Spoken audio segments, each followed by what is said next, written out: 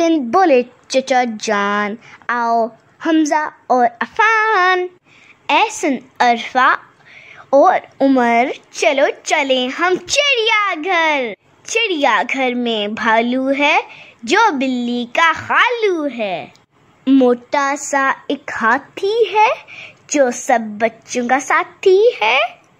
पंख उड़ाए करके शोर, देखो नाच रहा है मोर। छोटा सा एक बंदर है जो पिंजरे के अंदर है। बंदर होते हैं नक्कार, उल्टी सीधी इनकी चाल। देखो तीतर और बटेर, कैसे धूप में बैठा शेर।